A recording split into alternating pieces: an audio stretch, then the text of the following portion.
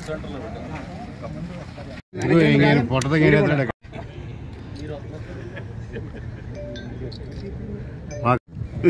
like to welcome everyone.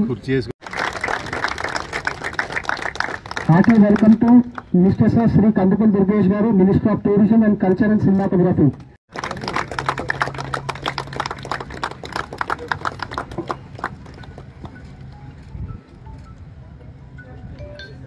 10 films, 16 teams కూడా participate చేసినాయి కొన్ని ఈవెంట్స్ లో. బట్ ఆ కల్చర్ ఆగిపోయింది. ఒక 8 years నుంచి ఆ కల్చర్ ఆగిపోయింది.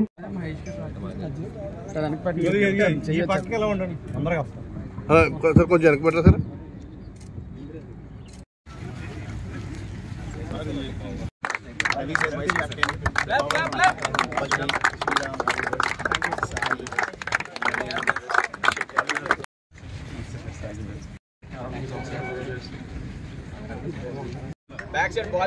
పక్కోనండి కిషోర్ మీరు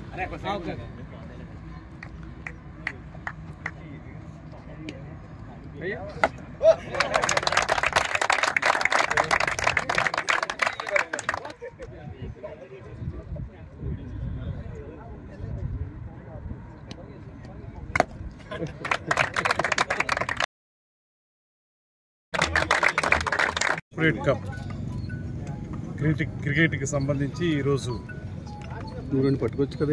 గవర్నమెంట్ ప్రారంభించడం అనేది చాలా ఆనందంగా ఉంది.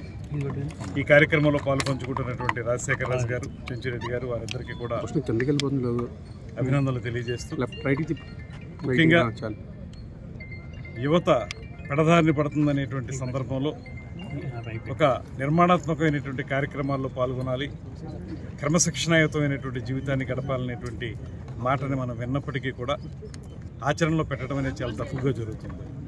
ఇవాళ బాలాజీ కానీ అతని సహచర మిత్రులు కానీ అందరూ కలిసి ఈ క్రికెట్ టోర్నమెంట్ని ఏర్పాటు చేయటం ఖచ్చితంగా ఇది యువతలో క్రమశిక్షణ తీసుకురావడానికి, మానసిక ఉల్లాసాన్ని కలిగించడానికి, శారీరక ఆరోగ్యానికి ఎంతగానో ఉపయోగపడుతుందని నమ్ముతున్నాను.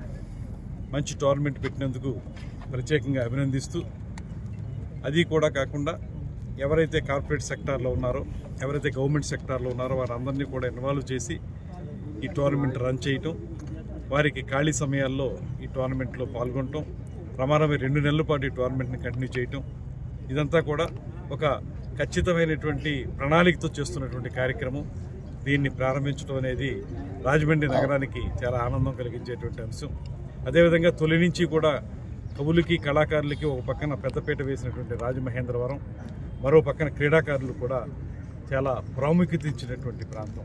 ఇక్కడి నుంచి అనేక మంది క్రీడాకారులు జాతీయ స్థాయిలో వెళ్ళినటువంటి సందర్భాన్ని కూడా గుర్తు చేసుకుంటూ, అటువంటి ప్రదేశంలో ఈ టోర్నమెంట్ని ఏర్పాటు చేయటం, దానికి పోలీస్ డిపార్ట్మెంట్ వారు కూడా ముందుకొచ్చి వారు ఆడుకోవడానికి అవకాశం కల్పించడం అనేది నిజంగా ముదావహం. ఇక్కడ మనం రాజశేఖర రాజు గారిని చూస్తే ఆయన ఒక మంచి రెజ్లర్లా కనబడతారు.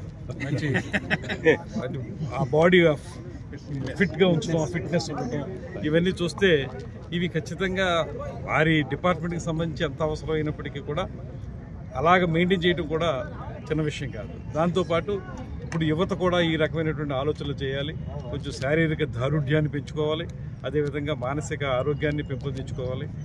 ఆ ప్రకారం చేస్తున్నటువంటి టోర్నమెంట్కి సంపూర్ణమైనటువంటి సహకారం ఇస్తాం.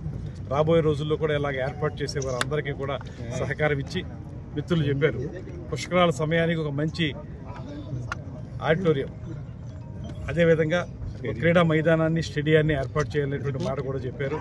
అవి తప్పనిసరిగా 2027లో జరిగేటువంటి పుష్కరాలకు సంబంధించి ఒక బృహత్తమైనటువంటి ప్రణాళికని తయారు చేస్తున్నాం. అన్ని రంగాల్లోనూ కూడా స్థానికంగా ఉన్నటువంటి ఎమ్మెల్యేలు, మేము, కలెక్టర్ గారు అందరూ కలిసి దీని మీద చాలా ఎక్సర్సైజ్ జరుగుతూ ఉంది. దీన్ని త్వరలోనే ఒక ప్లాన్ తయారు చేసి అది ఏ రకంగా ముందుకు తీసుకెళ్లాలనేటువంటి దాని మీద కూడా సీఎం గారితోనూ, డిప్యూటీ సీఎం గారితోనూ మాట్లాడి ఖచ్చితంగా రాజమండ్రి పుష్కరాల నాటికి క్రీడలకి, అదే పక్కన కళాకారులకు ఉపయోగపడే విధంగా తయారు చేయడానికి ఆధ్యాత్మిక పరమైనటువంటి టూరిజం మాత్రమే కాకుండా ఎకో టూరిజం కానీ ఇతరత్ర పర్యాటక రంగం సంబంధించినటువంటి అనేక అంశాలను జోడించి రాజమండ్రిని అభివృద్ధి చేయడానికి కూడా మేము పూర్తిగా ఆలోచన చేస్తూ ఉన్నాం. త్వరలో దాన్ని అమల్లోకి తీసుకొస్తామని